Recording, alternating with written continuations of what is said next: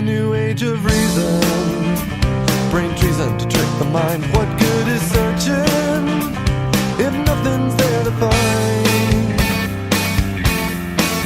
We arrive at this place of no return, my brothers, only to discover that our minds have led us away so far from the paper truth of who we are. What's right is wrong, what's gone is gone, what's clear and pure is not so sure. All promises become a lie, all that's benign corrupts in time. All about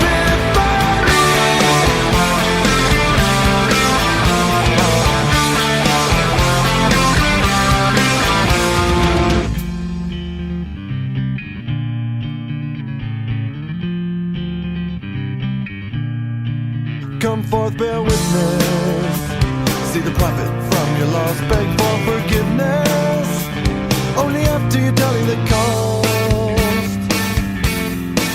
We arrive at this place of no return, my sisters, only to discover that our values right off the ground on the show in the sea of what we could be. What's right is wrong, what's come is gone, what's clear and pure is not so sure. All promises become a lie, all that's been right corrupts in time. All the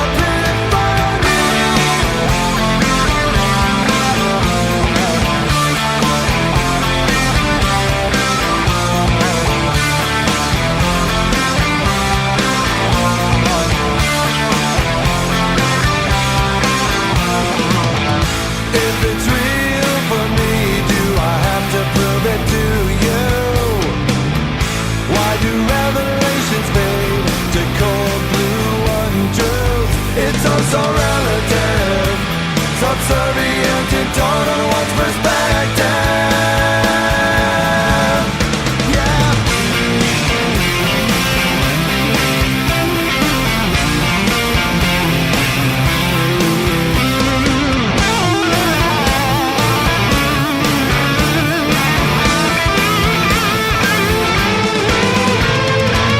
What's right is wrong, what's come is gone, what's clear and pure is not so sure.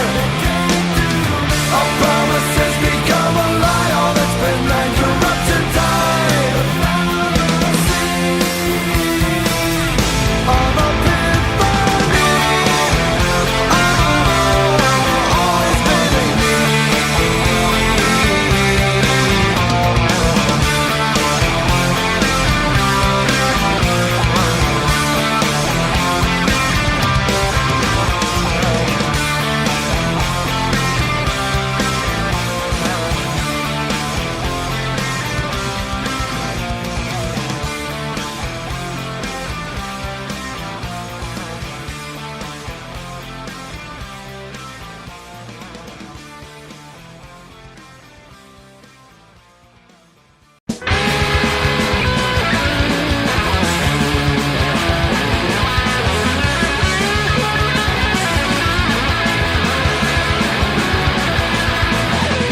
Hey brother Christian with your high and mighty errand, your actions speak so loud I can't hear a word you're saying.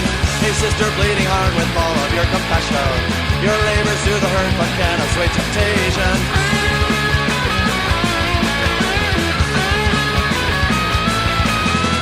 Hey man of science with your perfect rules of measure, can you improve this place with the data that you gather? Hey mother mercy, can your lungs be improved forever? Is your fecundity a trammel or a treasure?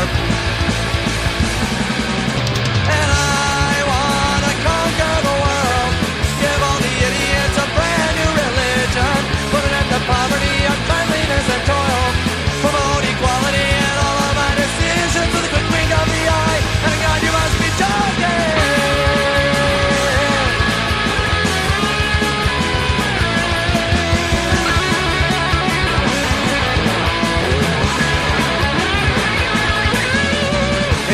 Diplomat with your worldly aspirations, did you see your children cry when you left them at the station? Hey moral soldier, you've got righteous proclamations and precious stones to fuel your pulpy conflagrations. And I wanna conquer the world, give all the idiots a brand new religion, put an end to poverty, uncleanliness and toil, promote equality in all of my decisions. I want to conquer the world, expose the culprits and feed them to the children, do away with their pollution and then I'll save the whales. We'll have peace on earth and global communion. I want to conquer the world, I want to conquer the world, I want to conquer the world, I want to conquer the world.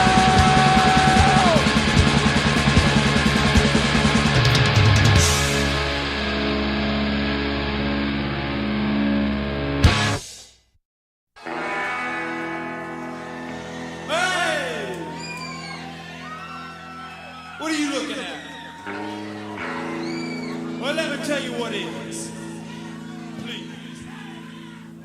I went out last night and I got completely messed up. And when I woke up this morning, you should have seen what I had in the bed with me. You wouldn't believe it. I will. She looked up at me. I'm getting to that. She looked up at me out of her clear blue and red bloodshot eyeball right in the middle of her twilight zone in the diner.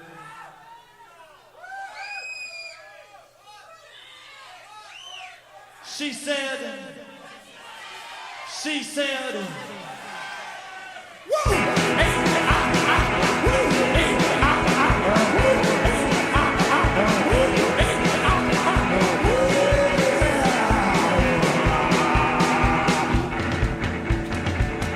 Look out there.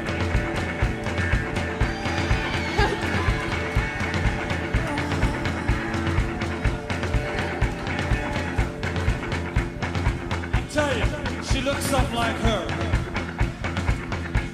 I turn her head around like on The Exorcist.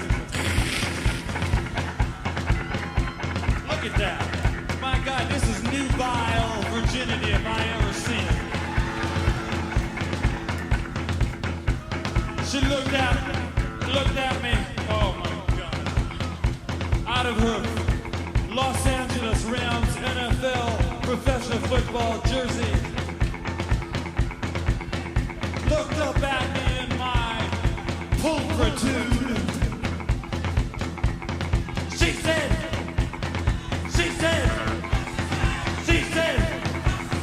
woo! Hey, woo! Hey, woo! Hey, woo! Hey,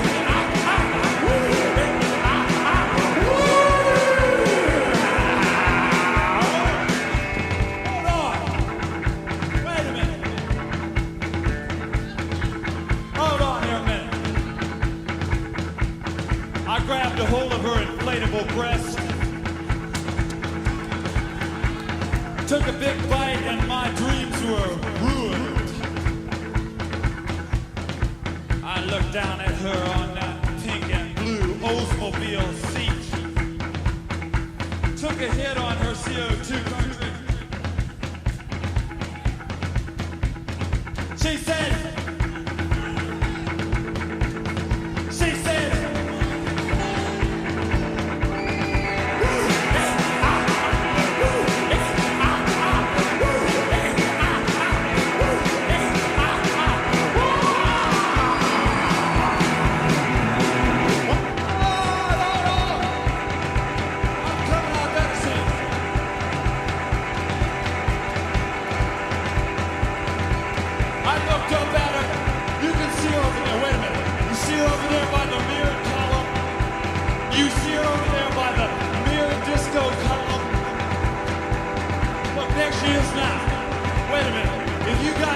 twisting for a second, we can find out about this. There she is, underneath the red and blue blinking light. You can't see her, but you can smell her from here. She looks over at me from underneath the twirling peppermint lounge.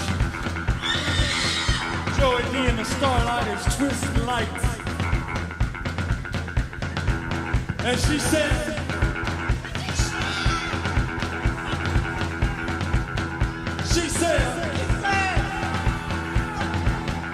ooh, it feels so good.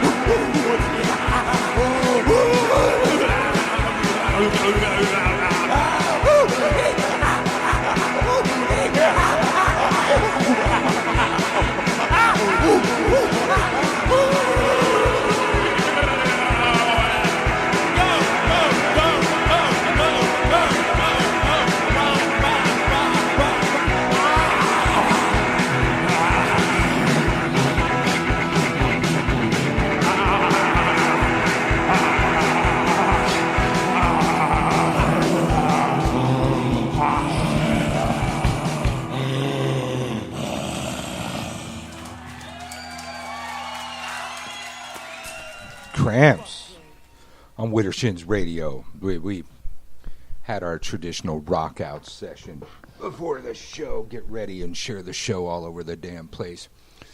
You're tuned to Widdershins Radio. A twisted approach to the left-hand path. Oh, radio for your spiritual side. Very twisted. Very approach. Very left-handed.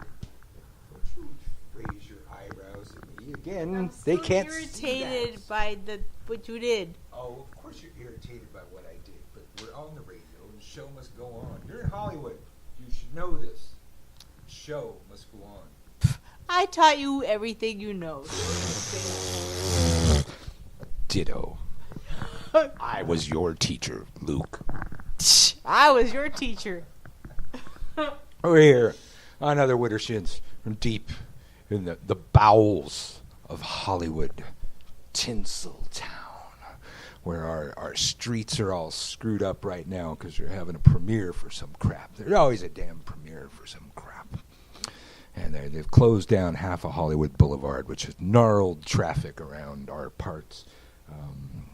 All to have their red carpet, I think it is. They have tents down Hollywood Boulevard for the red carpet for something we don't know. Around every corner, there's a shoot or a premiere or a screening, something going on.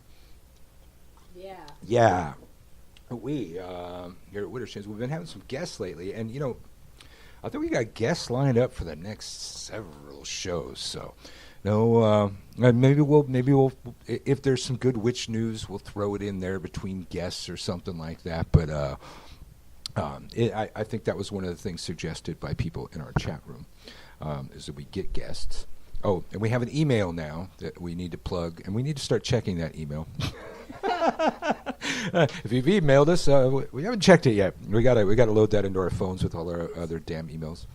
It's widdershinsradio@gmail.com.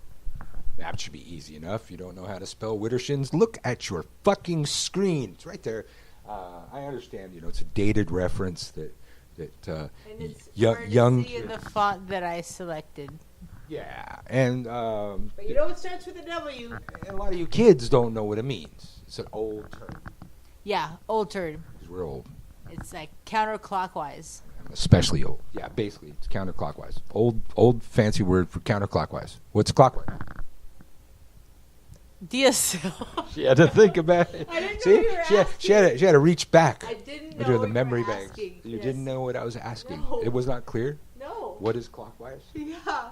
I After didn't know you were said that asking me counterclockwise about was pagan Widdershins terminology. or Widdershins. Well, you said Widdershins was counterclockwise, so I figured we were kind of on the same thread there. And I No. really didn't require We're a lot not of on the lead in. Same thread. No. Clearly not. Clearly not. You require stronger things than thread. Yeah.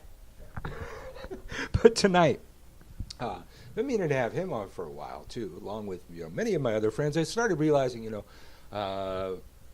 lot of my friends are famous pagans and root workers and conjure workers and poleros and poleras and well, shit, I should tap that and have him on the show. Helps him out, helps us out, gets the word out.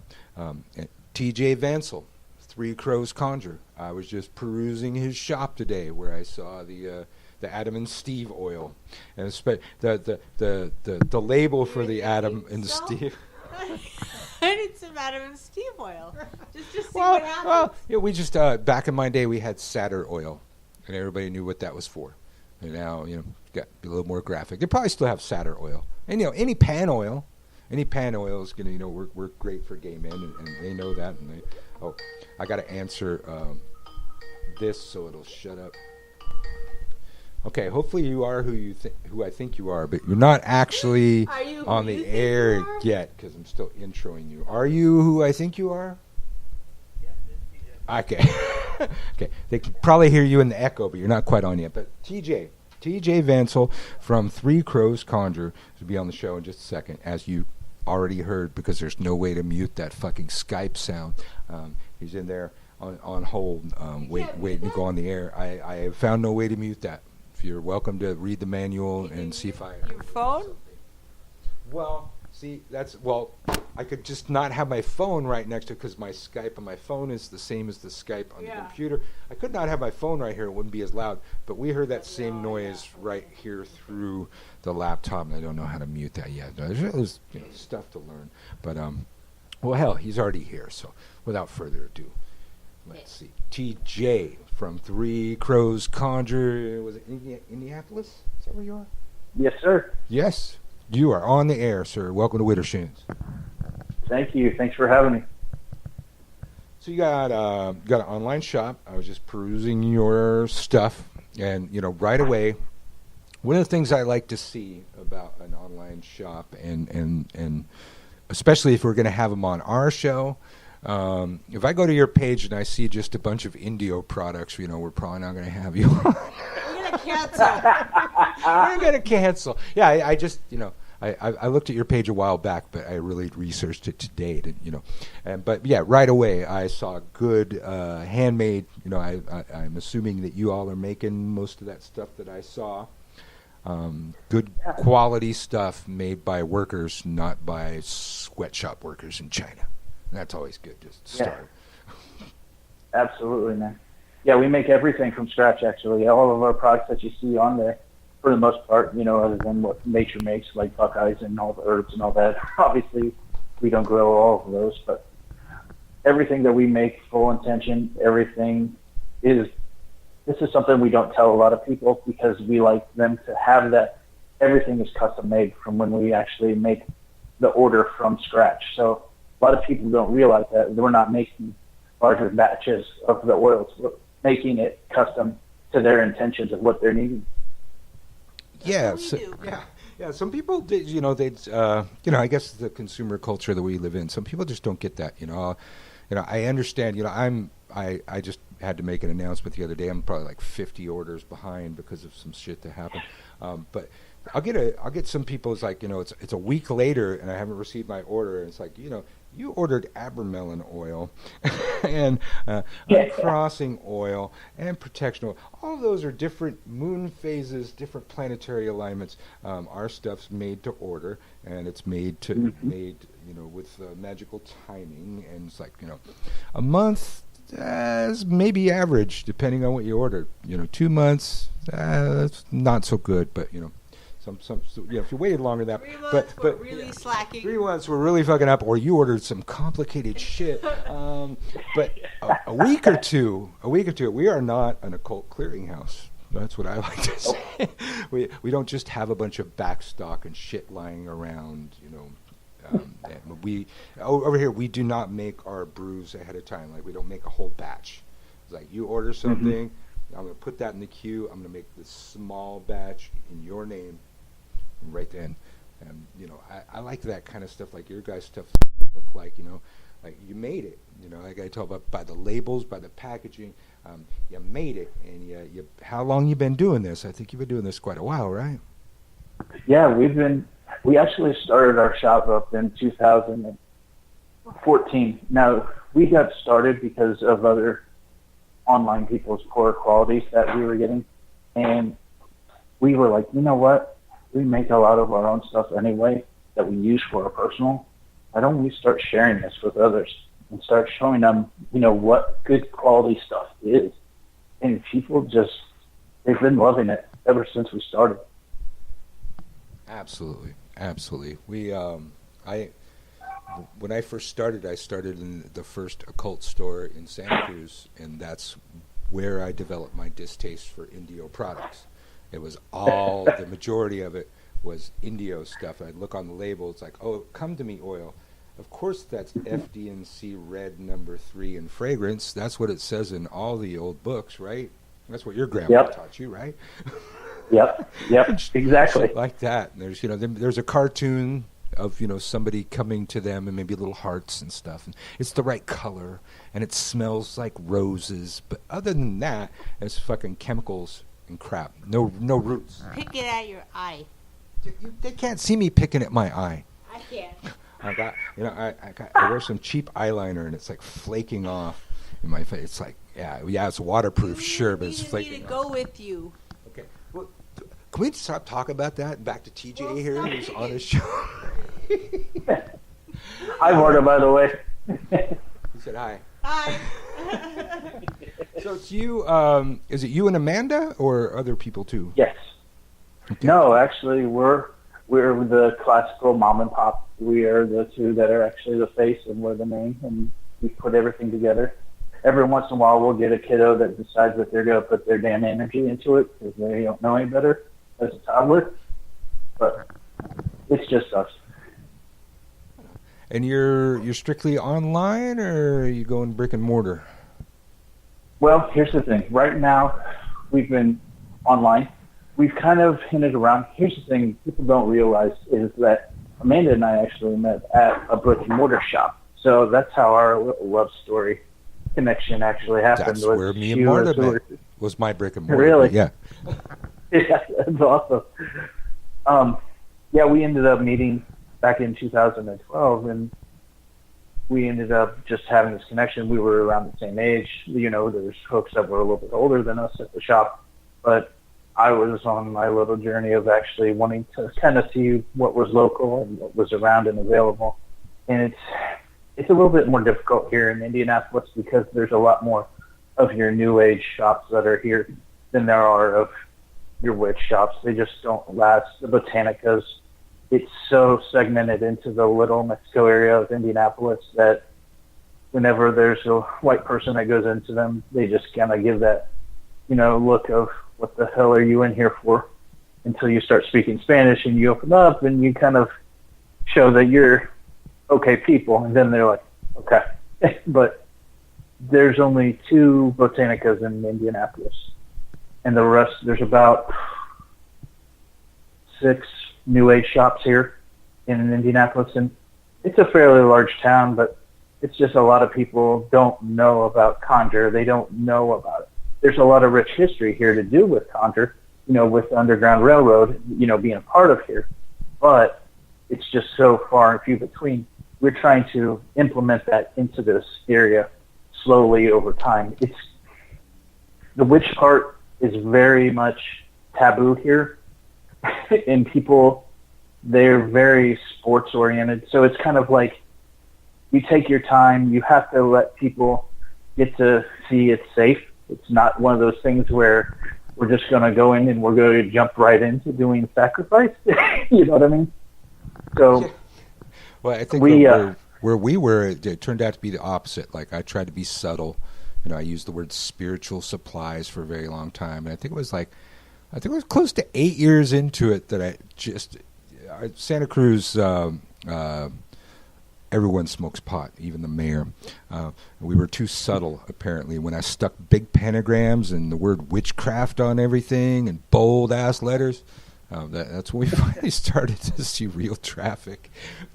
Subtle approach didn't work there. But the place where I grew up, which is not far from where we are now, in Long Beach, the main witch store, one of the oldest ones in the country, still just says Hermetic Supplies on the window. Really? And people figure out what that is. It's it's subtle as fuck, but it now works we're in for Hollywood, where you could pretty much say or do anything and you're fine. Yeah, we're not weird. Yeah. Here. It's weird. Yeah. nah. Marta was asking, how'd you learn Conjure? Where did you learn it? Where did I learn Conjure? it's interesting. Conjure actually was one of those things where we didn't know it was a part of our history, because when my ancestors, my grandmother, my great-grandmother, they just kind of did things, and it was very subtle. We didn't know why the door, the stoop was painted light and blue. We just thought it was cool. She painted it light blue like it was part of the sky. And we were like, oh, okay, cool. No one else had that, but we never understood why. Never understood why there was other things that she did, on the Conjure basis. Never understood why it was so important for her to teach us growing up as kids of why the Underground Railroad was so important to us in our culture. Didn't understand that. Didn't understand why these things happen. So they taught us, but they didn't teach us. It wasn't until I actually started with Star Cactus and started learning some of these things from her that she ended up showing me, okay, these are the things that you've grown up with. Well, this is what it actually is. And it's like I started having these aha moments from her and realizing, okay, well, I didn't realize that's what I was doing and why we did it, but okay. So yeah, that's some good teaching there.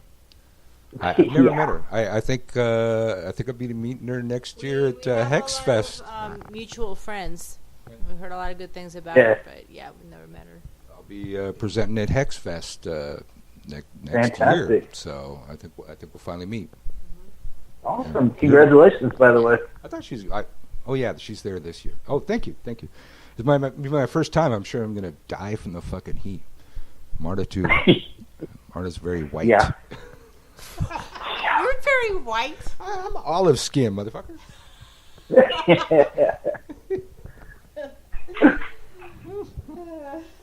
character is what you are. All right. So. I don't know how we're going to do. I mean, it's going to be in August this year, and we're going to be down there actually vending, and we're just like, okay, lots of water, lots of Florida water, lots of whatever we can get is cool, because it's a lot different than Indianapolis. August in New Orleans. I've never been. I've never even been to New Orleans. Yeah. I don't know about you. No, you haven't been to New Orleans, so. But I know it's hot. You haven't? And no, never. Oh never. God, this is a great way to start. I think so. Mm-hmm. But it's gonna be hot as fuck. Yep. I know that. Yeah. We have a rule. You bring 2 sets of underwear. One for the morning and one for the afternoon. I don't do that, man. No underwear. That's too much. This is radio. You don't need to know that shit, people. So I was looking at your candles, glass candles, and I always like to ask this with other workers: glitter or no glitter? Fuck no. Yay! I hate that one. I see. It's like some of the, we were doing the Lucky Mojo thing for a while there. We were studying their course, and they not only glitter, like those big plastic stars and shit, like big glitter. It's plastic. Big glitter, huh? It's plastic. Yeah. Plastic's toxic. Candles aren't good for you as it is. When that shit burns down the bottom, you get that big poof of black smoke off the bottom, and it's all fucking plastic. It's like, no. So I came up with cake glitter for that, and it's like, and I just set it off the top of my head on a YouTube video one day, and then I went and looked. It's like, sure, every fucking color I needed, even silver and gold, is available in fucking cake glitter, and it's just sugar, and it just sweetens the candle. And fucking, if people want glitter, I'll give them fucking glitter. It's like a Tootsie Roll and then Tootsie Pop. I'm going to tell you, I've been really... The online community has just been... It seems like it's progressively gotten worse as time's going on with different things. And I'm not trying to blast anybody by this, but what I'm seeing more and more is that a lot of people are trying to be more inventive with what they're doing. And it's getting away from what the true essence of what Conjure is. And it's not Conjure anymore. It's really not. It's becoming a whole new thing, and I don't even know what to classify it as, because I don't even want to consider it as part of magic, because I don't think it is magic. I think it's actually just people trying to invent and try to put their rubber stamp on the community. And I'm really hoping at some time that we can get back to actually what the true purpose is. Because I think that there's so many people that don't understand what the actual history of Conjure is.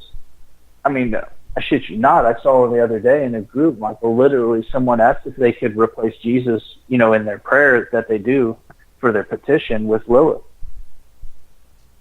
for doing a Jezebel. Fucking Jezebel working with Lilith.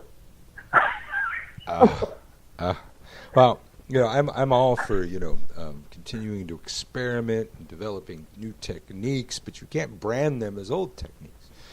Call them Right. chaos magic. Chaos magic will cover anything you want to come up with, even the most bizarre science fiction fucking theories. I come up with new shit all the time, but I just don't call them something old. I say, Right.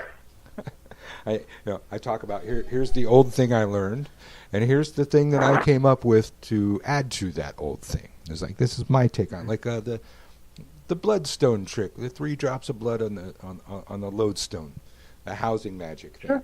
It's like, Mom taught me to plant a fucking lodestone in the property of a house that you wanted to rent or get into. It's like, I took it another step, and I added 3 drops of blood to it, and the iron in the blood attracting, because lodestones attract iron. It's like I just added a little bit to the old spell, and I think we need to continue to evolve and develop. But if you're going to do that thing, you need to experiment and don't launch it to Facebook till you know it fucking works.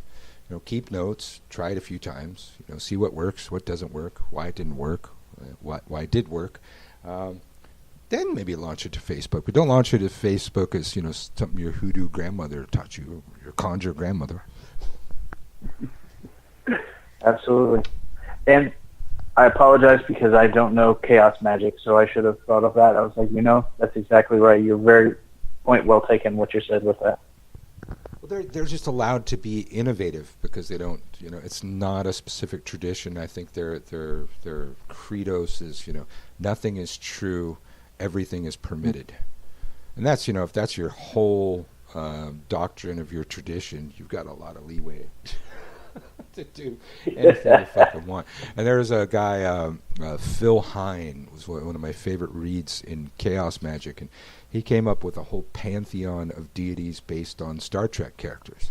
And That's awesome. the rationale he put behind it was just brilliant. It's like, your average pagan deity has 1 or 2 stories attributed to them. And the people giving energy to those stories over thousands of years is what adds to their power. And the things said about those deities is what gives them power. Star Trek was on for 5 years. And it's got a bunch of stories for each of these characters, and you've got these religious fanatics called Trekkies, which is focusing an extreme amount of energy on that. If you get anything wrong, they're going to jump all over you. And so his rationale was like, they got more people familiar with the stories of the Star Trek characters. And so he's like, if you had a computer problem, he called on Spock. If you need somebody's ass kicked, he called on Kirk. On down the line, he Scotty, his car broke down, he called on Scotty, and then somebody else came up with a pantheon of next generation deities. But the ideas behind why that would work were just brilliant, and taught a lot about gods and how we give them energy and we give them powers on this earth. And because they were chaos magic, they were allowed to explore that and come up with those theories. And, you can't do that in an older tradition unless you say, okay, this isn't the older tradition. This is me stepping outside of that. Yeah. Yep. And there's... it's just fascinating. But then, the online community, it's like I know you're familiar with the show because I see you in the chat room a lot.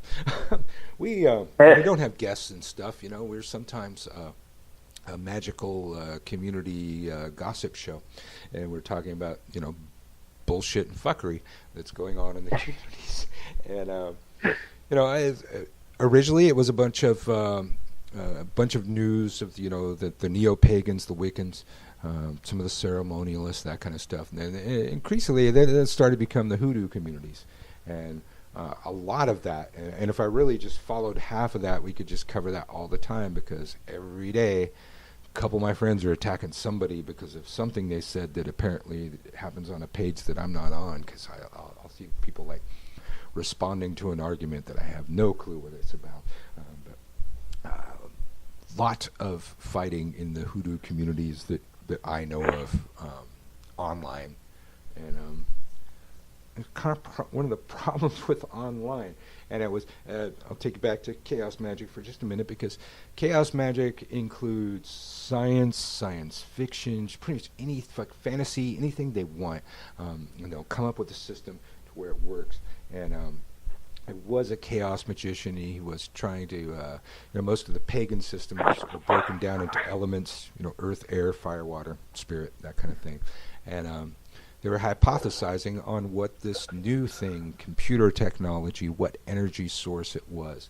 And it was kind of a mixture of air and fire, but in a way it was going to become its own energy source that couldn't be tracked by any of the classical elements. And one of the things that he said is the fiery nature of electricity and the way that these mediums are delivered to us is far more likely to be engaged in flame wars than actual communication. And that it's prone to flame wars. And I've seen that with text messaging now. I've seen that definitely on social media. There's a lot more fire than there is water, which compassion, love, that kind of thing, or air, thought, intellect. People just attacking each other all over the place for stupid ass shit that they would never attack in person. Yeah. I think Christian Day, going back to him, he's actually was one of the comments that he had posted up was that the online Conjure community is about the equivalent of back alley or bloody abortion. And I was like, I had to take a step back and really look at it and go, shit, he's not wrong. He's not wrong at all. No. No, and with the infighting from the communities from which Christian Day comes, from Salem, and then into New Orleans, and the shit that must have gone on, with his arrival there, for him to be able to look at that in other communities, that's huge, because Salem was the most fucking witch warring, and it probably still is, place ever. Missing a good conversation. I was just dealing with house stuff, and I missed the first part of this conversation. Man, don't if you're not paying attention during the show, it's not a good idea to tell the listeners that you did that. Well, you I know I can't do that. I know, but don't tell them you were listening. So we're talking about online HooDoo communities, and the infighting and the crap that goes on, and people just inventing stupid shit and putting it out there and saying their HooDoo grandmother taught them. Is that where we're? Yeah, it's pretty much where we are, right, TJ? Yeah, pretty much. Pretty much. That's what we're talking about. Shit, well. Yeah. And one of the things I was just I think these people are more like witchcraft Ozatru people that I was on a page commenting on. She was talking about the lack of solidarity in the pagan communities, and my statement was that solidarity. Hello, kitty. Solidarity tends to come when we mutually agree on an external enemy. An enemy, yeah. An external enemy. We need to mutually agree on an external enemy. And once upon a time, even before Wicca became Wicca, but definitely in the early stages of Wicca, there was an external enemy. And everybody agreed who the external enemy was, and everybody was, still pissed off about the burning times and all that shit. And now it's Trump. Can't we all just get along? There was a time of solidarity, and that time of solidarity ended with this other religious diversity that swept through, and then when we're talking about Conjure and HooDoo sometimes, and even like some of the ATRs, Christianity gets mixed in there a lot, and I know a lot of Conjure people that consider themselves Baptists, and I believe Star considers herself a Baptist. I don't know how we ever gonna come together when there's this one group of people that we know of. Okay, the Muslims maybe would do this to us too, but they're not in power yet. But there's this one group in history that persecutes people for doing the kind of thing that you do, that I do, that Marta does, we all do, and yet some people claim that as their tradition. They are Christian. They are Baptist. I think those people would be, if the Christians totally seize power, I think they'd be side by side with me at the stake, and then we'll have a good laugh about it. I don't know if we could, unless we could all turn on Trump or all choose somebody to mutually hate. It's really hard for large groups to come together. Us versus them is a human dynamic that can't be overlooked, and it happens automatically, or it happens artificially, but it always happens. And without that, people just don't come together. It's too bad. You're right. It's that old saying, it's like herding cats, the community is what it is, There's too many chiefs, not enough Indians, and no one that actually has that solid, I don't know, you would know better than I would, Michael. Is there any form of leadership structure that there is of people coming together that is a possibility for them to, put their differences aside and say, you are who you are, but we're under this together? I think I've written on this, or I've videoed on this. I have a series on this. But there, as most people know, I am an anarchist. But I recognize something else that exists in this world that cannot be denied. There are leaders and there are followers. There are born leaders, and there are sometimes people that can do some training to become leaders. A lot of times there's people thrown into leadership positions that can then go through some training to become better leaders. But you still have to have them. You have to have them, or the followers do nothing. They get nothing done. I always, when we used to do it, we would... we'd look around the room at who really, really wanted to be a leader. It's like you ask for a volunteer to be a leader and see whose hands go up. And I would say, pick the person whose hand didn't go up. That's going to be your better leader. The person that's just like wanting to lead people, be over people, control people. They're never going to be a good leader.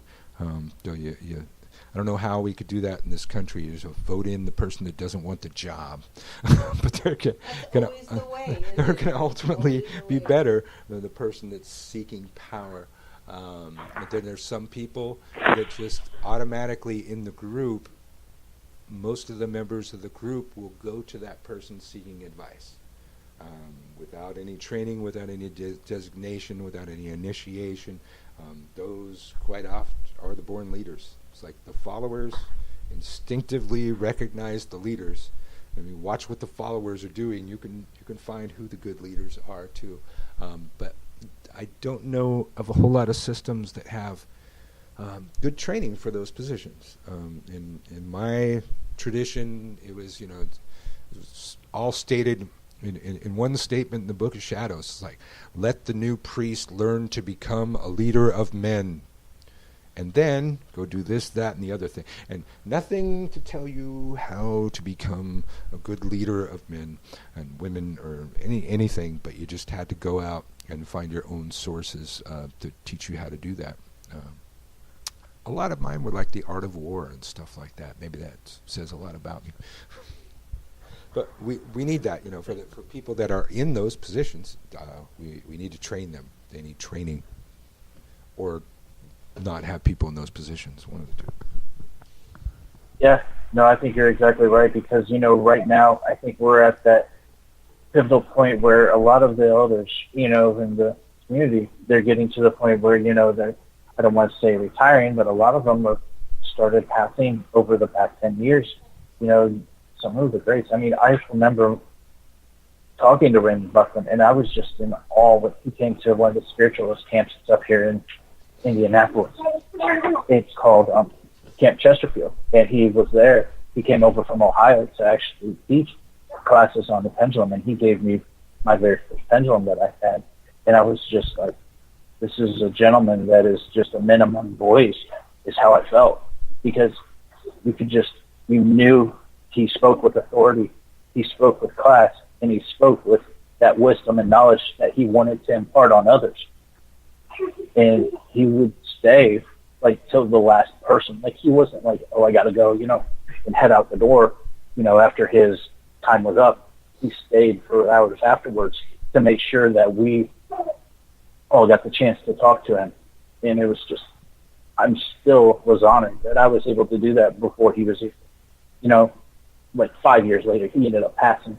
But it was just, I'll never forget that. Yeah. Yeah, I mean, that's a serious person to meet. I've never met him, but, had to be familiar with his works over the years. I've sold, so many of his Big Blue.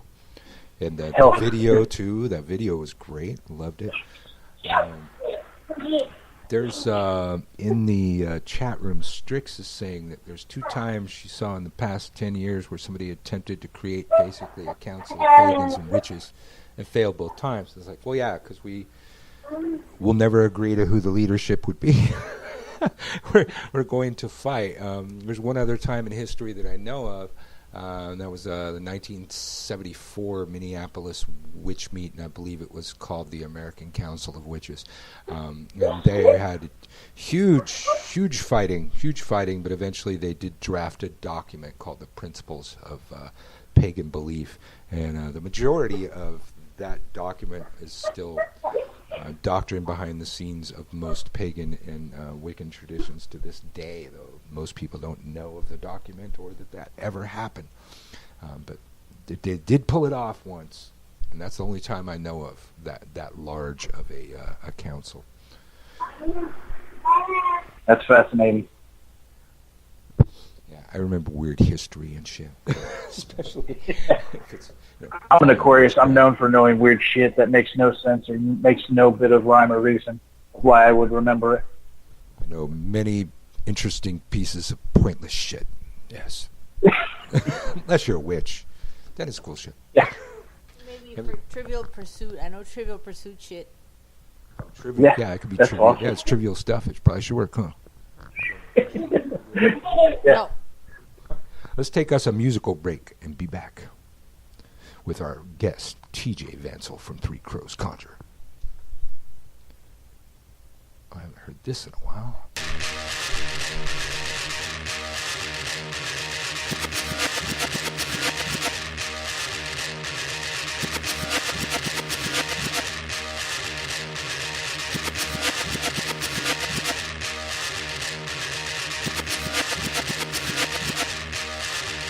This is a warning, another cut to move on. Another beat that's so strong, hold on, and I get wicked in this some stir up shit as the wit gets wisdom. P-Dog coming up, I'm straight low, pro-black and it ain't no joke. Coming straight from the mob that broke shit last time. Now I'm back with a brand new sick rhyme. So black, check time and tempo. Revolution ain't never been simple. Following the path of mile for known, just build your brain and will soon make progress. Pay your dues, don't snooze or lose. They came with the master plan and got you. So know who's opposed to the dominant dark skin. Food for thought is a law for the brother man.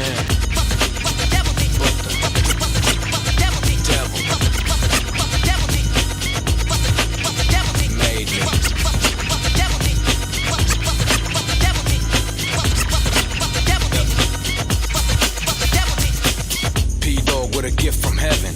tempo 116.7 keeps you locked in time with the program. When I get wild, I'll pile on dope jams, then spit on your flag and government. Cause help the black was a concept never meant. Nigga, please, food stamps and free cheese can't be the cure for a sick disease.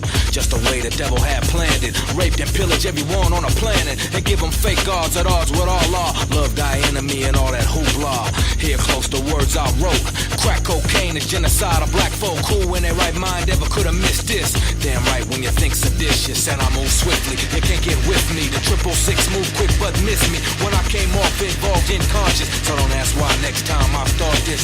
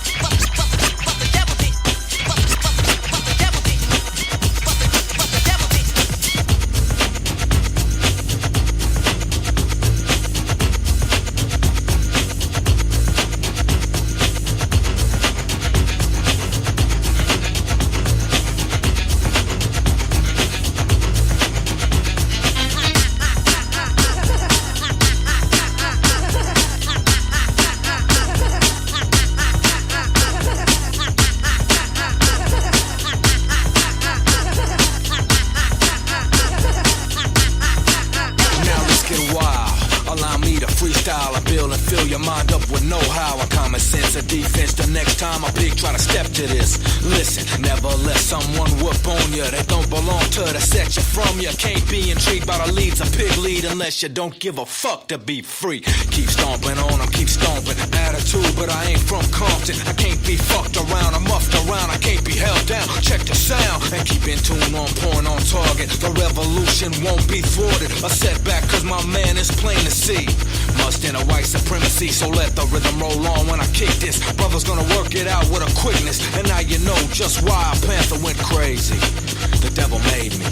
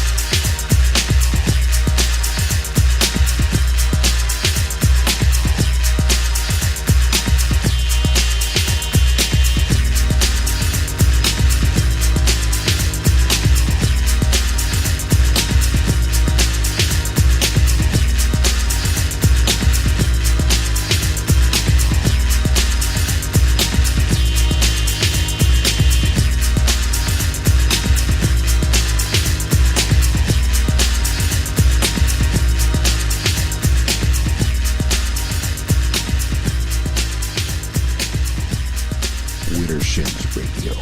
Paris. The extended version of The Devil Made Me Do It. Yeah, Paris. Like you heard Paris anywhere else. Yeah, right. Strix says in the chat room, wow, Birch, I'd love to dig through your music playlist. Well, check it, Trix. If you just wait... I mean, Strix.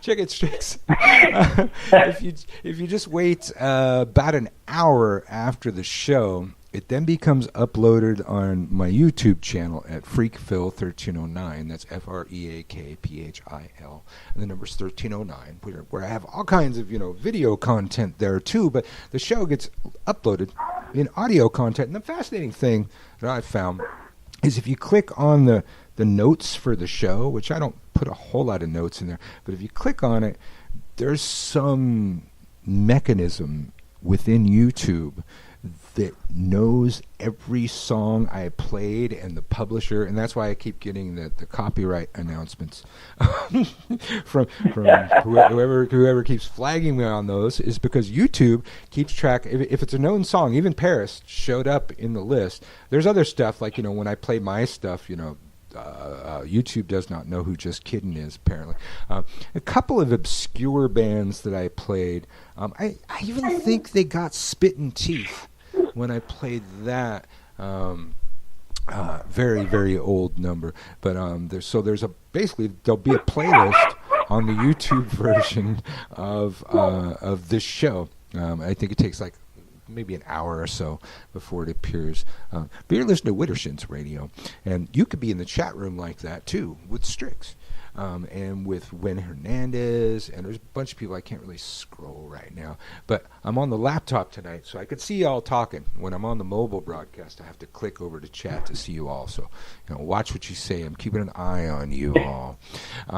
But you could get in there too. You get on. You apparently on Spreaker.com. You could set up an account in a couple clicks. You click. You probably got Facebook. I don't know where you heard about this show. It's the only place I posted. Well, no, I guess I posted on Twitter too.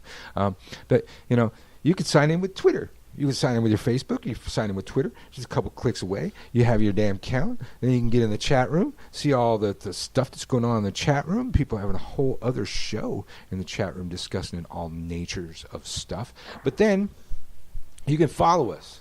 And Marta's snickering because she knows the part is coming up.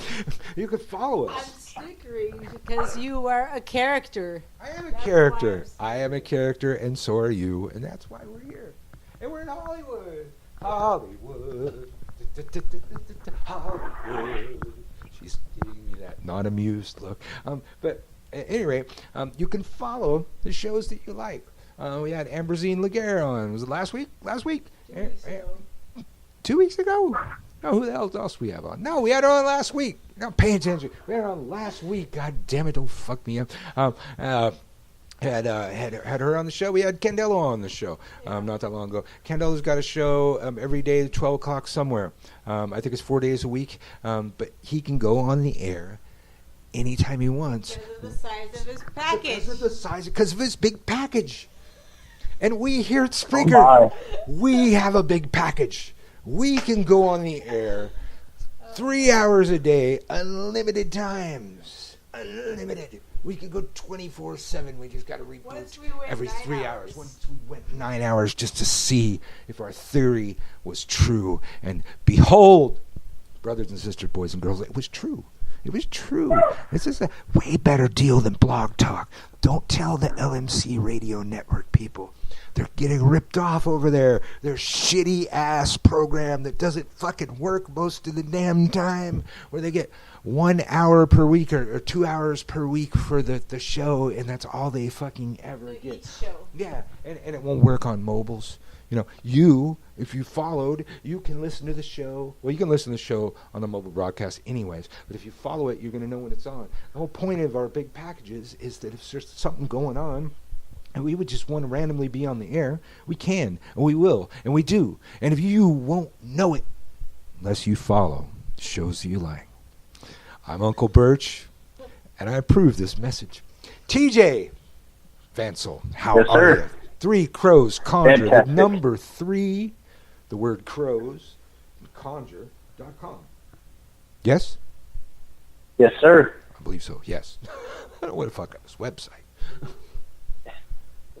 So, what other things you got going on? I saw some oils. I saw some candles. Yeah, I saw some fixed candles. Bath. I saw some baths. Mm-hmm. What do you have outside the norm? Okay, baths, candles, incense. That's kind of norm. Herbs, resins. Curios. Herbs Rosemary. Oh, now she's reading it. Close your hands. Oh, I was asking him, but okay. Go ahead. No, we are actually expanding our line. And I'll tell you, one of the things that we've been really proud of that we've had is we've actually been expanding our LGBTQ community product line that we're carrying. We do have your, ones that people typically have seen right now that are going up. We just started putting more and more up. But we're going to be putting actual figure candles that a lot of them are looking for. Like your the Adam and Steve. male and male. Mm-hmm. Yep, we've got your Adam and Steve. So you're making figure candles. That's always a big one for me, because Indio again. The majority of the people out there, they want a very specific male and female image candles that are the Indio brand. And me, I went out and I shopped long and hard, and I found that mold. And so they look just like those, but they're, how, I don't know if you ever bought one, the Indio ones, they're shrink wrapped, and so their parts get kind of smushed, The women are flat, and the men are small. I shall say, they don't have the package. They don't.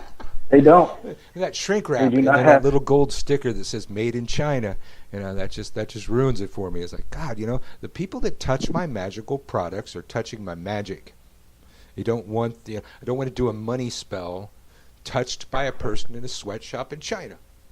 And there's also the sweatshop here in East LA where some of their other products are made, where a partner of mine at my shop, when we still did carry some of their products, she stuck her greasy finger in what she called a vat of money drawing oil. That's nasty. A vat.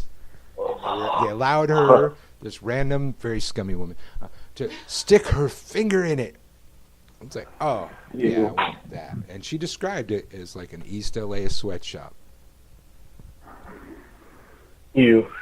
So, yeah, mom and pop, experienced practitioners, hands-on people, that's what you want. And yeah, it takes longer, and depending on how the people make things, it takes longer, but longer is better. Plan ahead.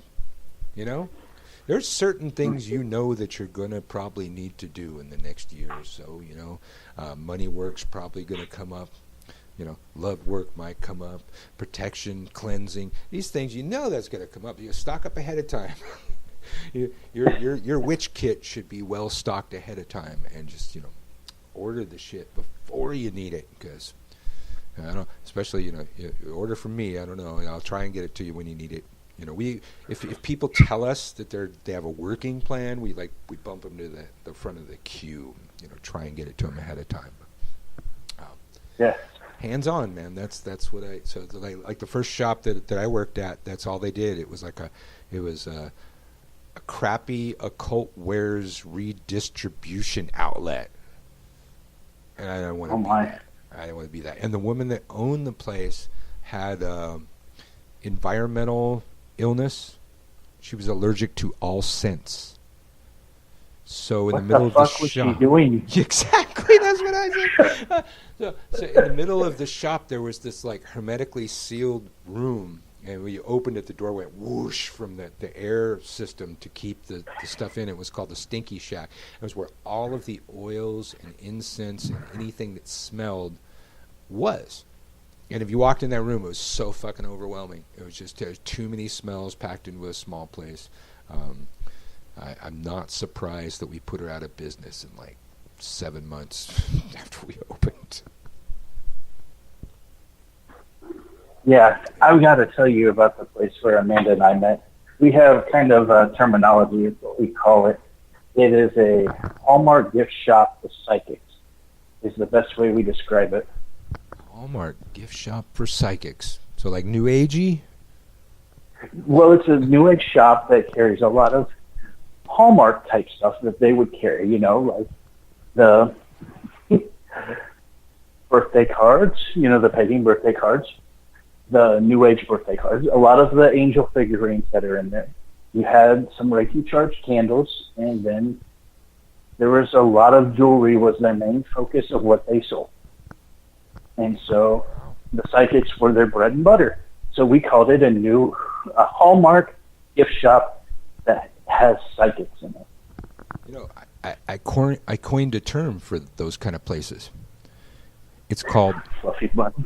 a cultural appropriation. You coined that? I coined that. I coined that. No, you didn't. Oh God! All right, you know we're married. You know when we got married, Dude, anything you say, she owned owns. half the That's shop. how that works. So Yeah. I guess you own half of that, and I own half of that. So we came. We're like Cartman and. a cultural, and you own the appropriation. No. I want the cultural. No. But yeah, a cultural appropriation when like new age places have witch shit. Yeah. Yeah, that's a cultural appropriation. They'll call themselves light workers or something like that. So you met in a place like that, and it still worked out. Right on. Yeah, the only place where we would actually be able to meet at in here that would actually have that type of stuff. And then we ended up saying, fuck that, started our own, and we haven't looked back since. Nice. Well, yeah, we met at my shop. She wandered in and Minding my own business. minding her own business. There were some particular Crowley books that she was purchasing that caught my interest. It was quite a reading list. I was impressed. I was impressed by other things too. I mean, you know. Like Oh my God. I got to tell you, Michael, about Crowley. I literally cried. I didn't have enough money at the time, but I wish I did. I don't know if you guys have these half-price bookshops that are there, but we have this place called Half-Price Bookshop. That's literally the name of the title, where they take all unused books from people. Somebody had brought and unloaded a whole bunch of old, hard-to-find, almost damn near impossible to find Crowley books from their collection. I think the person must have died. It must have been in a state, but you just saw them and they were all listed for like $500+, and you were just in like, oh my God, I don't have enough money. What the fuck? We had a really insane reference library at my shop, and a private person had loaned us the entire Equinox from Crowley. It was like 20 some odd volumes across the top of our shelf. Each one was probably at least 500. And it's I don't know how long it's been since the entire Equinox has been printed. I think Gems from the Equinox is the only thing that you can get a hold of. Yeah. I mean, it was that type of stuff, and it made my jaw drop, because I was like, we're in Indianapolis. What the hell is all this doing here?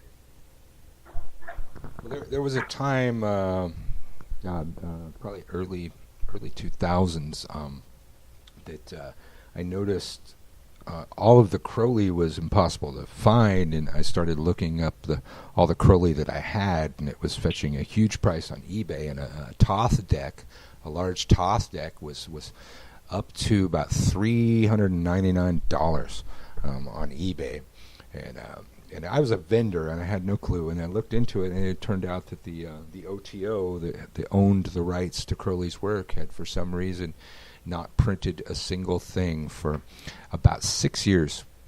Had not, and I don't know what other source of income they have than Crowley's works, but they did not print a Crowley thing for 6 years, and this caused a huge drought. And I sat on the large Thoth deck that I had probably a week too long, because they started printing again. It was up to $4.99. I should have sold the fucking thing.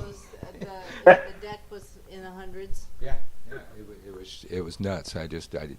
But the Crowley that I did have in my shop, I fetched a fat price for online. There was this app that I had. They don't even have it anymore, but it's called Google Goggles. And you would just take a picture of something, and it would immediately scan the thing and look it up online. It was great for occult books. I would look up those books online and see what they were fetching. Just, oh, this thing's rare now, man. I'm going to put it in this glass case and give it a whole new price. Yeah. That's awesome.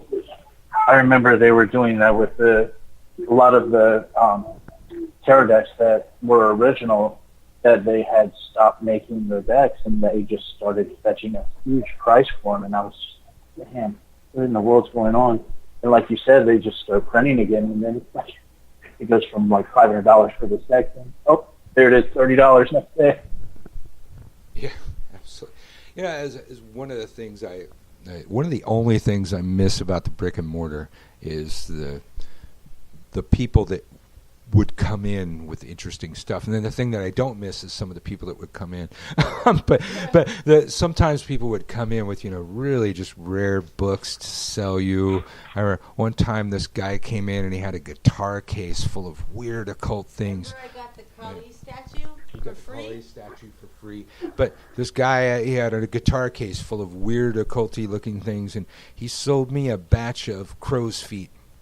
I was like, I'm talking to the guy. I just Googled it really fast. I said, crow's feet, magic, conjure. And sure enough, a bunch of shit came up. And I went, oh. I was like, okay, crow's feet are totally useful. All right. Bought the crow's feet, repackaged the crow's feet, sold out of the crow's feet in about 2 fucking days. Everybody else seemed to know what crow's feet were for. But just sometimes weird people come by with weird stuff to sell you, and you learn stuff. I learned something. Remember the alligator head that got stolen later? Yes, we had that alligator. Yeah, somebody stole our alligator head. I hope it's biting them to this day. Bastard. You're right. The brick and mortar, that's the one thing that I know that Amanda and I both kind of miss is the actual, interaction with people face to face, but it's also like that. It's like that double-edged sword. You miss them, but then there's the other people that you're just like, God, thank God I don't see them every day. Yeah, you know what I mean? People who walk in and you're like, I just want to disappear. Yeah. Just don't shut up and just stay there for hours. And you're like, tell them you're busy. You turn your back on them and start doing stuff, and they just keep talking at your back. Mm-hmm. We had this guy that we just remembered him the other day, but he walked around with a cross made out of PVC pipe and some leather wrapped around it. And he'd hold it over the products. He'd hold over the products, and he'd hold it out as he was talking to you at the register. He always bought stuff. He was totally normal in every other way, but he'd like stand at the counter and just stick this cross in your face while he was paying you. It was like 2 feet. But It was a big totally cross. Cool. Other than that, he was totally normal. Other than that. But yeah, the shit you... Oh, man. But but I just don't know if that's the way these days. Maybe it'll be that way for HooDoo and Conjure. I don't know if it's going to be that way for anything. It's like we're not in a brick and mortar world. I think of the things that I bought in the last year. I bought more shit online than anything else. And fucking Amazon.com for random pieces of furniture and appliances, and it's like I just don't know if those things are going to go the way of the dodo bird. A bunch of furniture online. Yeah. Furniture to get. I mean, pretty much anything you can get. I mean, it's fascinating. Okay. But you're right. Everything's going the way of being online, and that's where we've kind of been hesitant with even considering the brick and mortar. Unless we were in a town like New Orleans or Salem or, somewhere where there's enough foot traffic and volume there to, supplement. But even with that, it's like, Absolutely. So I don't know if you heard it, but I saw it on the microphone, so the listeners probably heard that I've got a little fatherly duty I've got to attend to really quickly. Let's play a song, and I'll be back in like 4 minutes. There. You pooped in the toilet. Do you hear that time? Okay, I'll be right back.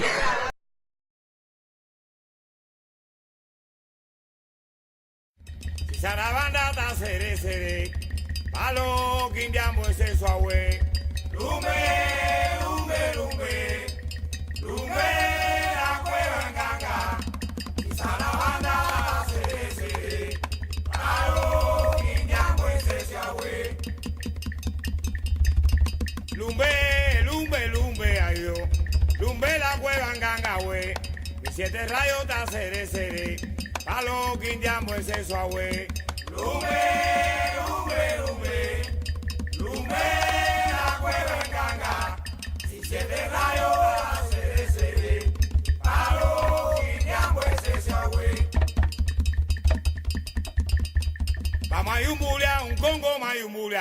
Vamos a yumbulear un congo mayumbulea. Vamos a yumbulear un congo mayumbulea. Vamos a yumbulear un congo mayumbulea. Vamos a yumbulear un congo mayumbulea. Vamos a yumbulear un congo mayumbulea. Vamos a yumbulear un congo mayumbulea. Vamos a yumbulear un congo mayumbulea. Vamos a yumbulear un congo mayumbulea. Vamos a yumbulear un congo mayumbulea. Vamos a yumbulear un congo mayumbulea. Vamos a yumbulear un congo mayumbulea. Viene o no viene, sin bajo te llama. Viene, viene, sin bajo te espera. Viene, viene, sin bajo te llama. Viene, viene, sin bajo te espera. Viene o no viene, sin bajo te llama. Viene, viene, sin bajo te espera. Viene, viene, sin bajo te llama. Viene, viene, sin bajo te espera. Viene o no viene, sin bajo te llama. Viene, viene, sin bajo te espera. Viene, viene, sin bajo te llama. Viene, viene, sin bajo te espera. Yo vine pa' ver, yo vine pa' mirar. Cuando yo llegue a la tierra, yo vine pa' mirar. Yo vine pa' ver, yo vine pa' mirar. Yo vine pa' mirar, yo vine pa' mirar. Yo vine pa' ver, yo vine pa' mirar. Yo vine pa' mirar, yo vine pa' mirar. Yo vine pa' ver, yo vine pa' mirar. Yo vine pa' mirar al mundo, yo vine pa' mirar. Yo vine pa' ver, yo vine pa' mirar. Ahora verá, ahora verá, ahora verá, ahora verá. Siete rayos en la palma, ahora verá. Ahora verá, ahora verá. Siete rayos en la palma, ahora verá. Ahora verá, ahora verá. Ahora verá, nana, ahora verá. Siete rayos en la palma, ahora verá. Ahora verá, ahora verá. Siete rayos en la palma, ahora verá. Ahora verá, nana, ahora verá. Ahora verá, nana, ahora verá. Siete rayos en la palma, ahora verá. Ahora verá, ahora verá. Siete rayos en la palma, ahora verá. Si en mi tierra no hay sol, yo brinca la angoya. Yo quemo agua no seco, candela colorada. Si en mi tierra no hay sol, yo brinca la angoya. Yo quemo agua no seco, candela colorada. Si en mi tierra no hay sol, yo brinca la angoya. Yo quemo agua no seco, candela colorada. Si en mi tierra no hay sol, yo brinca la angoya. Yo quemo agua no seco, candela colorada. Si en mi tierra no hay sol, yo brinca la angoya. Yo quemo agua no seco, candela colorada. Si en mi tierra no hay sol, yo brinca la angoya. Yo quemo agua no seco, candela colorada. Vamos a la quemanza ahora. Vamos, vamos. Vamos a la quemanza ahora. Vamos, vamos. Vamos a la quemanza ahora. Vamos, vamos, vamos. Vamos a la quemanza ahora. Vamos, vamos, vamos. Vamos a la quemanza ahora. Vamos, vamos. Vamos a la quemanza ahora. Vamos, vamos. Vamos a la quemanza ahora. Vamos, vamos, vamos. Vamos a la quemanza ahora. Vamos, vamos, vamos. Vamos a la quemanza ahora. Vamos, vamos, vamos. Vamos a la quemanza ahora. Es agua. Coralillo me gango. Coralillo I don't even have the mic up to my mouth. Hello! You're back on Widdershins with our guest TJ Vancil. I had to take a quick break and do dad shit. So, what the fuck were we talking about? HooDoo and stuff, of course. What do you have to say, woman? Nothing that is involving this show. While you had the music on, I was checking the election results for California's primary, but they're not ready yet. Yeah, we're in our primary Damn. election right now. We're just pretty much voting out all the Republicans. I'm sure we've got Gavin Newsom, right? He's got to win. The gay vote here, he's got to win, just for that alone. But at any rate, so TJ, we were talking about what kind of things you have outside the norm at your shop that are not, the standard stuff that you'll find at all the other HooDoo stores or Conjure stores. Well, a lot of our stuff that we make on that is, basically custom made. We've got a lot of a lot of stuff we don't list that is kind of based off of our workings that we've done with people as far as that goes. Like if there's somebody who needs something specialty made. One of our favorite things that we do is that we will actually make mojo hands that actually people have custom. They're not just gree-grees that are there that are just very basic, you know what I mean, that have just that intention. It's all specifically. You know, we're needing personal concerns. We're needing to have your image. We need your name written out by you. You know, we're not just going to put some piece of junk together or just throw a little bag together and say, here you go. Good luck with it. We're giving the time, the instructions, and all that. A lot of our candles, too, just to let you know, they're spells in themselves, is what we've been telling people. Like, just to give you an example, our court cake, well, here, our cut and clear that we do, that's one of my favorites. A lot of people, they don't start with the cut and clear, and I think it's really not a good option. You really need to start with a cut and clear when you're going to be considering doing any type of attraction work. You know, in what this one that we do, we have a prayer on there that we put all customized for them, and we make it specifically. Like, we'll put their name when we write them out. Like, I'll just read you this one. So, I'll just use you, Michael, for example. So, Michael, this is the last time I will write your name. Light the candle, look at the name, and say, Michael, this is the last time I will see your name. Fold the paper in half so the name is no longer to be seen. Michael, I burn you out of my life. Michael, you're dead to me, and dead to me you will always be. Wander the world both near and far, but touch me not, for you're dead to me.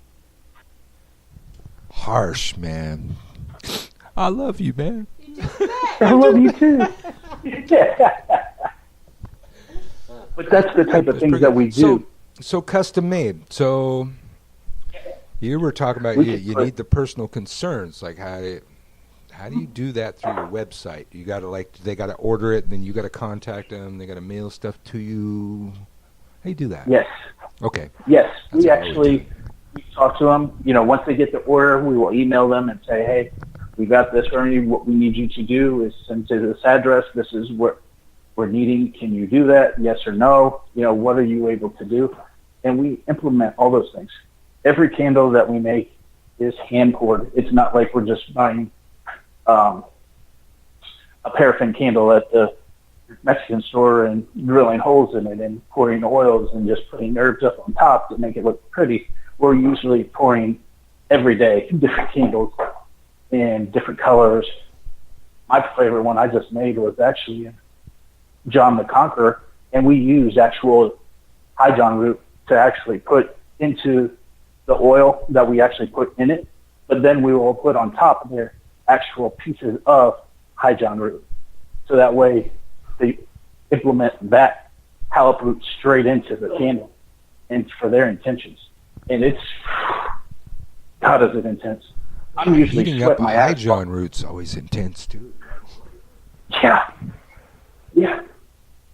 And, you know, there's a major difference from just having that, from having just a high John oil from Lucky Mojo, you know, or wherever, you know, India or, you know, those companies where you're just getting that. And there's no high John root that's actually in that product. And you know what I'm talking about, Michael. It's a total difference. Well, and people, the witch store where I grew up, it's like they had all these little like closets and stuff where there'd be things brewing, and I would always peek, and it was like back there they were kind of using crock pots, and there was certain stuff that would just kind of simmer in oil like high John. I would just simmer in oil for days and days and days, and that's kind of how I learned to do it. It's like there's this old school magic, and I find a lot of the witchcraft that I learned I see in HooDoo too, and my witch mother, she studied all types of magic, so it wouldn't shock me if she would borrow things that she came across along the way, but the oils didn't smell nice, they smell like dirt, roots, that kind of thing. Over time, with coming of the New Age, there was the need for something that smelled pretty. And other than come to me oil, not a whole lot of things smelled that pretty. So it became the industry standard. It's like some people still brew that noxious smelling stuff, and then they add nice smells on top. I think that's what most people are doing in this day and age. And it's like, you gotta give the people what they want. But then there's some people out there, they want essential oils. It's like, no. That's not the thing at all. Essential oils are just about smell, really. Like a lot of people are adding essential oils after they brew the noxious brew to make it not smell noxious. So it does smell like garbage. Yeah, right? It doesn't smell like roots, and roots smell like dirt. It smells like roots and dirt. I'll tell you, ours that we make, this is where some of our lesser known that we don't really talk too much about, but our planetary and our zodiac, we are actually not just doing those in the specific time frames, but we are actually using the essential oils for emotional properties to align with those as well. And a lot of people, I haven't seen that they're actually going that far with the essential oils for the zodiac for that. And it's a lot of it for helping emotionally as well. Ours is, I can't speak for others because I haven't used it.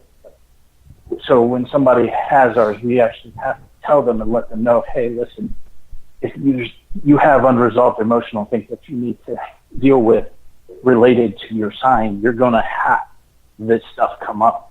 And you may feel completely out of line with yourself until you deal with this. So just know that when you're using this is what's going to happen. And they understand, and they appreciate that. And a lot of people that when they actually use those, they realize, okay, these are unresolved issues that I've had lingering for a long time that I haven't dealt with, I haven't viewed. I've had this mother issue that I haven't dealt with because I thought I did, but I stuffed it down.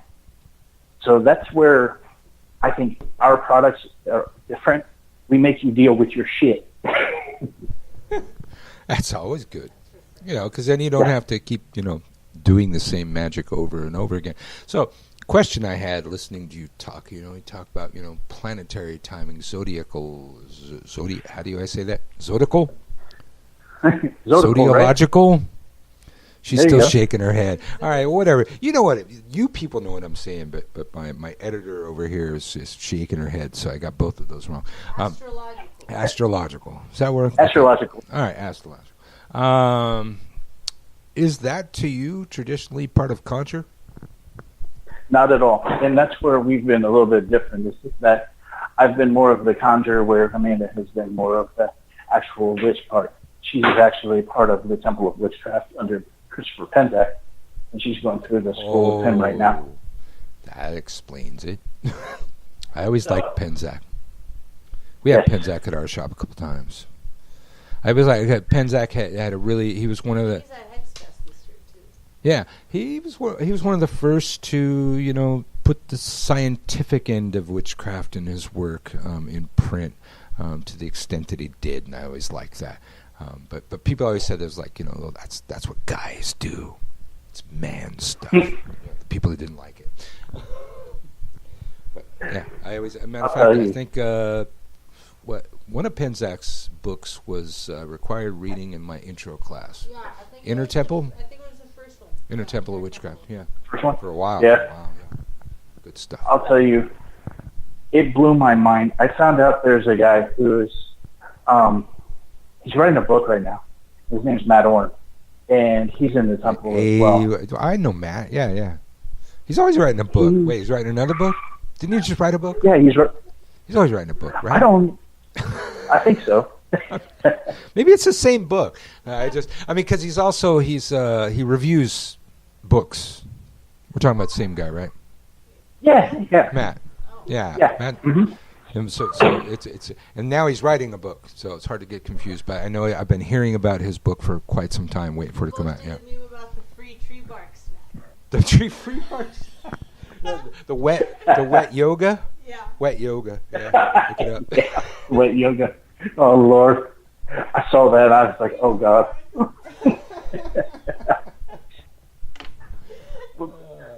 I didn't realize. I thought everybody had that background of, like Christopher talks about in his Inner Temple, about having that foundation of psychic development. And I was just like, wait a minute, you're writing a book about this? I was like, I thought every witch, this was their foundation of what they did. And he was like, no, you'd be so surprised, it's not even funny. And I was like, okay. But that's what I really appreciate about Christopher, is that he builds your foundation from that, and then you go forth into that. Yeah. Always liked his works. So yeah, some people have a problem with that kind of thing. You're incorporating other ideas from other systems into Conjure. I think that idea that those people have is stupid. There's no pure system of magic in the world, and those opposed to the people that do that kind of thing have done their best to destroy every tradition they could. This is why we have the term book burning in our language, because those were the books being burned. And if anybody has the true source of magical knowledge on this earth, it's buried deep in the Vatican vaults, because they probably stole them from the people who had them. But there's no pure systems, and I always look at like different folk magics and think, so, well, what if they would just do that in Mars? And I see, I think of everything witchcraft. When I'm studying some HooDoo recipes, I mean, traditionally, war water, I believe, would fall under the realm of HooDoo. And the war water, I learned to brew war water under the sign of Mars. And Mars was related to rust, and rust was the thing that gave war water its power. The constant rust. Rust produces heat. And laws of physics say where you have heat, you have energy. I learned this You're folk. talking about planetary stuff. Yeah, I learned that folk magic planetarily and scientifically, and using the laws of physics to describe it. And yet, I see HooDoo practitioners brewing that same brew and doing all of the same. Well, no, they are brewing it under Mars, but they're just it's kind of happenstance. I don't know how they fall upon that particular day, or maybe it's a day of the week that they're told to do that, or something like that. The energies they're using are Mars, but then there's so many systems that don't recognize those, because those are ceremonial magic systems. And I believe, if we followed them all the way back, I think that comes from Abramelin. I think that's where those systems, those planetary energies used in the occult come from. But then I see countless HooDoo using sigils from the Keys of Solomon. And that's clearly another tradition, but that's okay. It's like, some things are okay. Like I posted a thing today. It's like, people in ATRs get all buggy if you incorporate anything into their traditions from any other system, unless it's Christianity. Then it's okay. That always trips me out.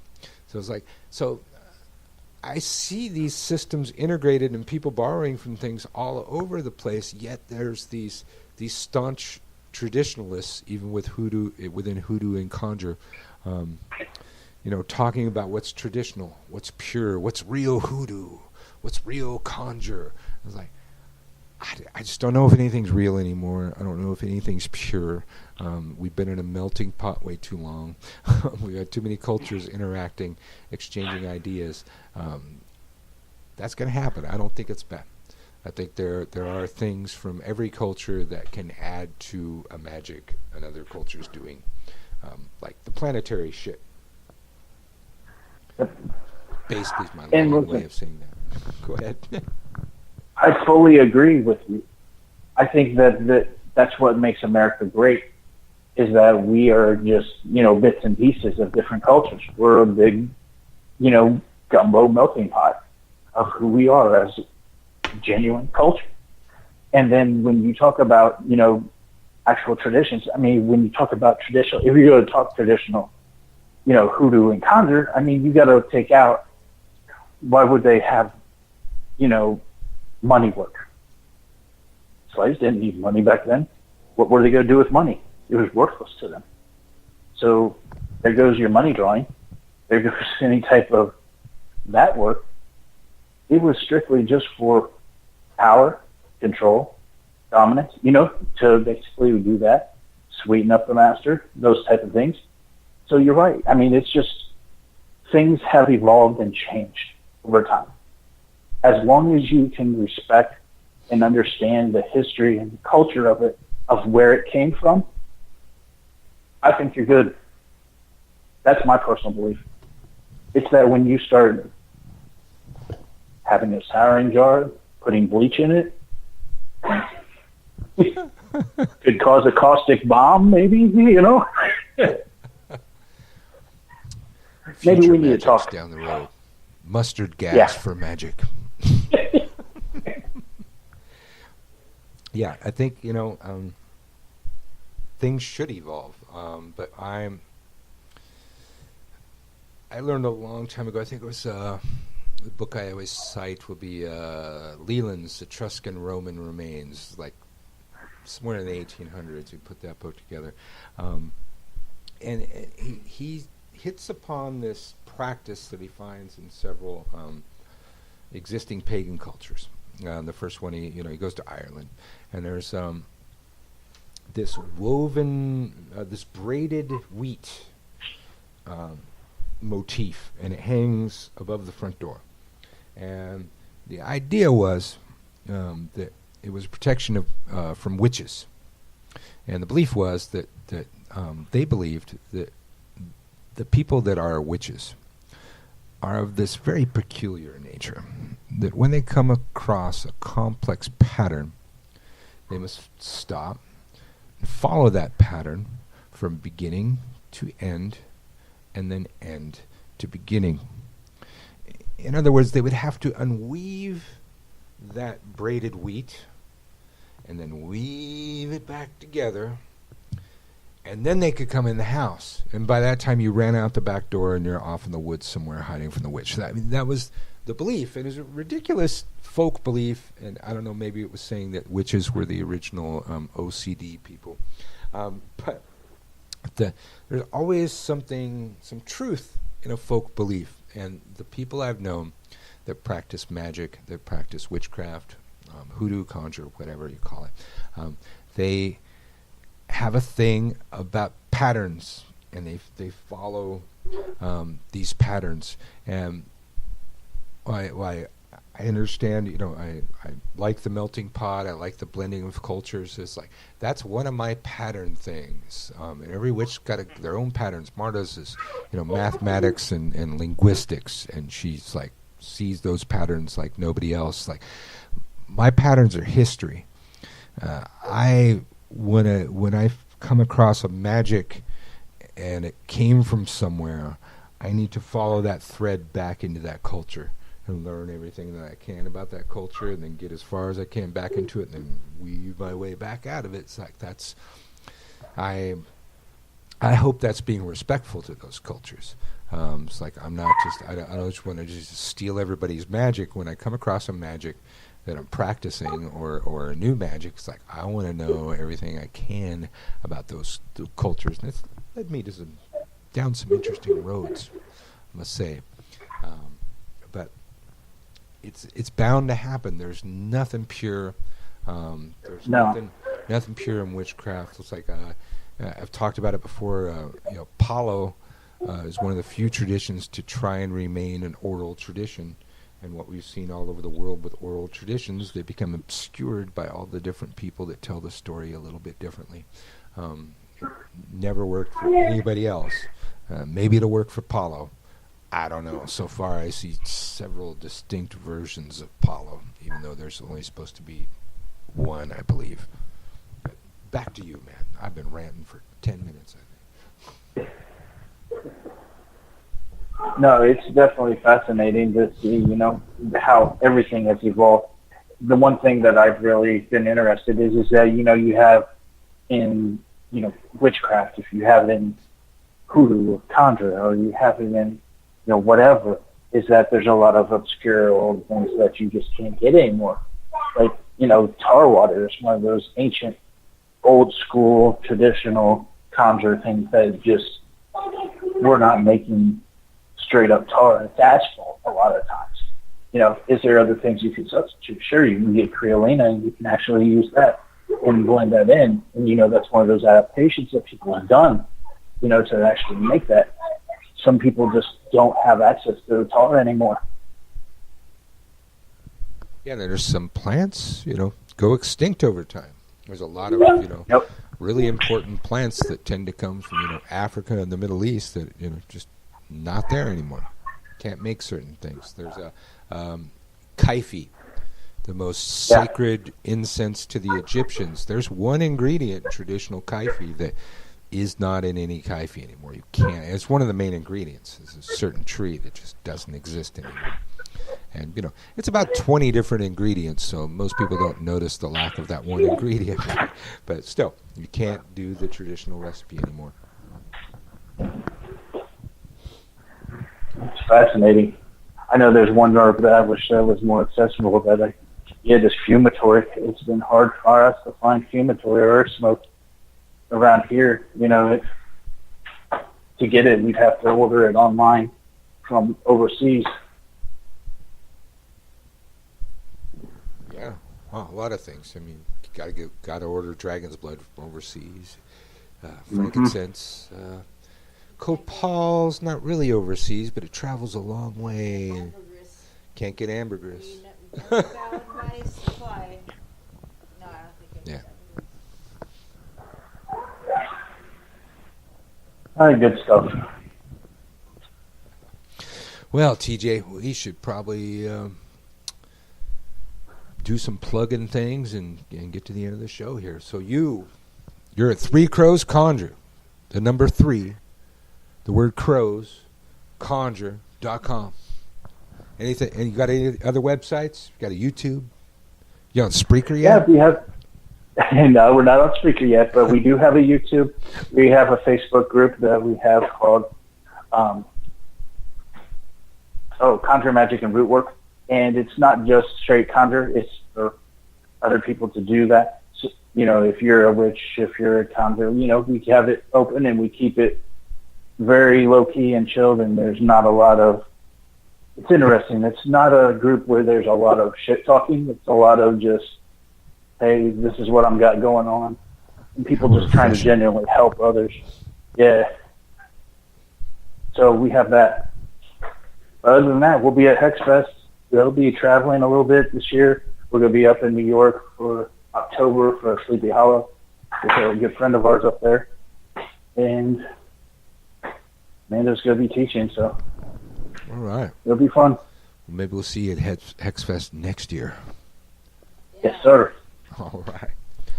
TJ Vancil from Three Crows Conjure. Thanks for coming on, Widdershins. Yes, Forward thanks to for having you us. on again, okay? Definitely. All right. Have a good one. You are listening to Widdershins Radio, where you should be following, and I already gave you that plug. But that's TJ from threecrowsconjure.com. Check them out. I really enjoyed a lot of the stuff that I saw on their website. Looked like some old school handmade stuff. And I like that. Maybe that's why I like antique stores and shit. You can find us, well, you can email us at widdershinsradio@gmail.com. Yes. And we You promise to start checking the emails. promise to start checking the emails, because we are at the point where we are getting ready to offer advertising on Widdershins Radio. And, you get in on the ground floor of the advertising. You get to be, our first advertisers. You get a cut rate based on the amount of hits we're getting right now, and you get to be the first. And we talk about you at great length, and we learn about your products so that we can talk about, that we use them, so we can make sure we don't fuck around if we're going to advertise. So, you want to contact us about rates and shit like that. We're at that point at Widdershins Radio. So widdershinsradio@gmail.com. Get a hold of us. Got lots of guests coming up in the future here. You can also find us, and you can find one of the rebroadcasts of the show, other than here at Spreaker.com. You can find us at on YouTube at FreakPhil1309. That's FreakPhil, and the number's 1309 at YouTube.com. You can find us at Gumroad. That's like gum on your shoe. Road.com/Witch School. That, of course, is WITCHSKEWL. A bunch of Facebook pages. Michael Carell, Birch Tree, Unity Witchcraft. We have other ones. There's more. Sacred Grove, LA. Yeah. Oh, Marta Carell. No, I'm doing my evolutionary Leo time and letting you get the spotlight. Oh, that's so sweet. All right, Widdershins, we're gonna rock out to the end of the show. I'm thinking, unless you got something more to say. No, you have the spotlight. Oh, thank you. I don't get enough spotlight. Widdershins Radio. You don't. Yes, I do.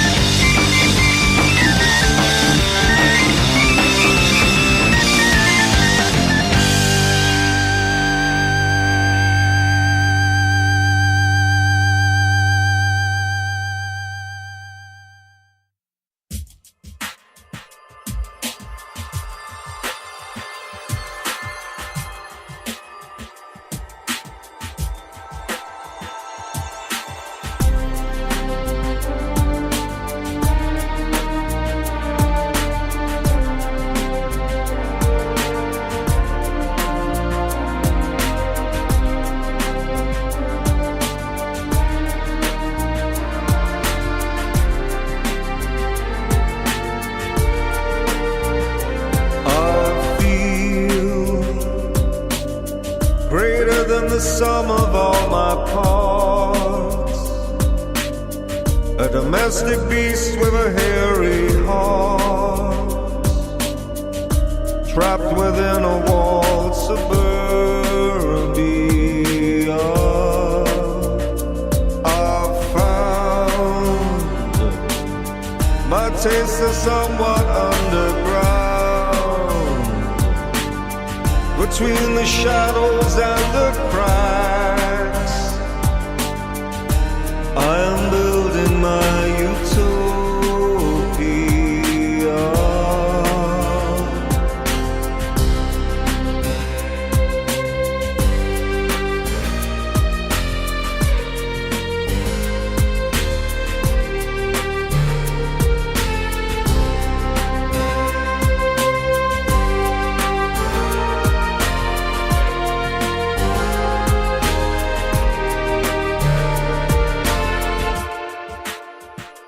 I need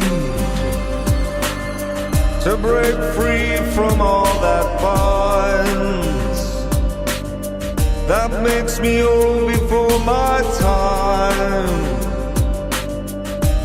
In this world of dystopia, my love is like a bright guiding light, shining in the darkness of the night, the star of my utopia. In the motion of the sea, in the air that we breathe, can you feel me? In the stars and in the trees, in the song of the bees, can you hear me?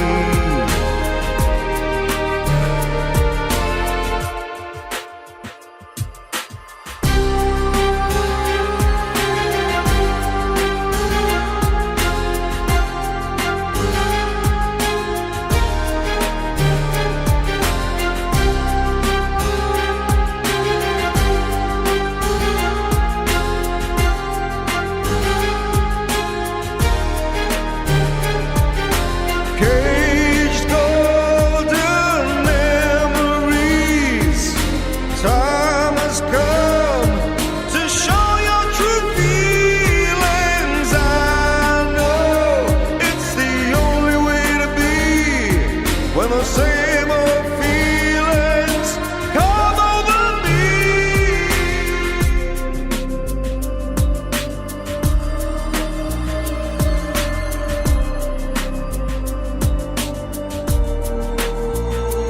I feel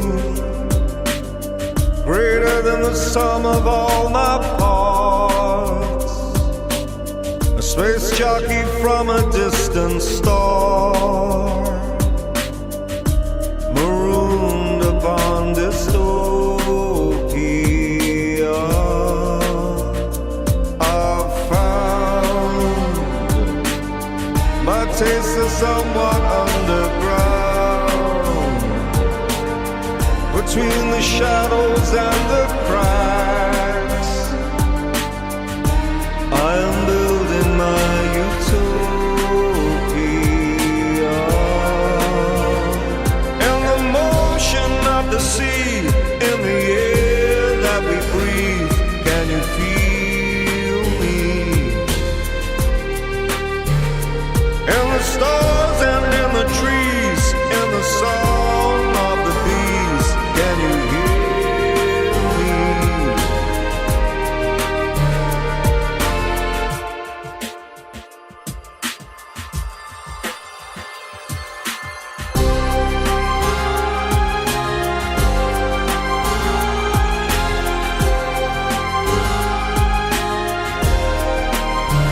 In our utopia.